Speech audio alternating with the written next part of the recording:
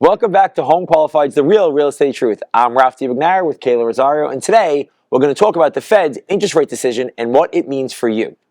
What do you got over there, Kay? What are we talking about with the Fed decision? What is a soft landing? So the Fed's been talking about a soft landing ever since they started raising interest rates. What that really means is that they want inflation to come down, and they want it to come down in a way where we don't have too much trouble because of it, whereas people aren't losing their homes or losing everything else because of debt and everything else. So a soft landing basically is they're trying to make it so there's not a harsh reality in the market where nothing drastic happens. We don't have a sharp move in interest rates. We don't have a sharper move in debt.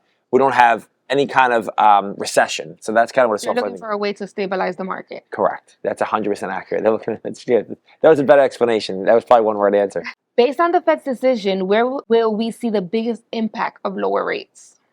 The housing markets are going to have the biggest impact, obviously, and that's part of the problem. When rates come down, the housing prices will go up again. Right now, we're still dealing with a pretty large inventory shortage. I think we're about 4 million homes short of an average market. So when they lower rates, you'll get more people in the market. It'll become more competitive, and home prices will go up. So the people who own houses aren't going anywhere. It's good for them. The people who are looking for houses, it may be a problem, which is why you're probably better off looking now. There's also going to be a sharp uptick in refinancing, which will be good because the average credit card interest rate right now is about 21%.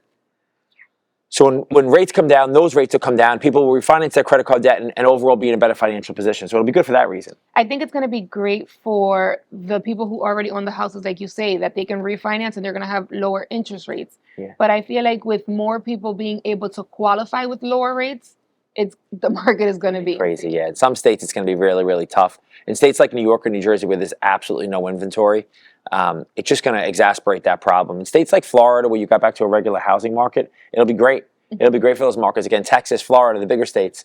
But in some of these other states, it's going to be a problem. We kind of went through this already, but what do you think this is going to mean for the market?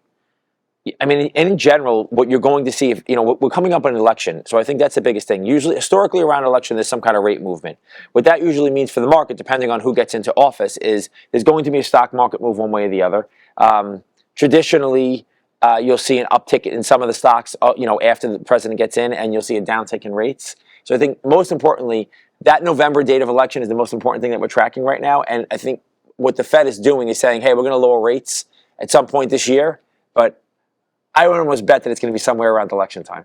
I agree, which is why I still tell all my clients, if you can afford to purchase today, today is the best time to purchase, because when more people are able to qualify, it's going to be harder to find a property because there's going to be more people looking at one property. Yeah, and you can always lower your rate, but you can never lower the price that you put the home that for. You overpay for. Yeah, so because you're going in with negative equity if you overpay for your 1,000%. And they're working on a lot of things, and we can probably close it with this. They're working on a lot of things to add inventory to the market.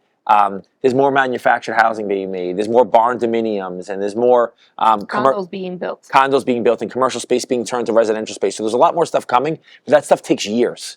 So, we're not going to dig out of this inventory shortage for a long time, but the interest rate coming down is overall probably a good thing. It's going to be a great thing. So thanks for joining us again today. Kayla will give you the TikTok of the week. Thank you.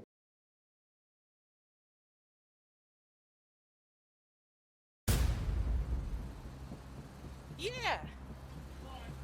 What you over here being messy for?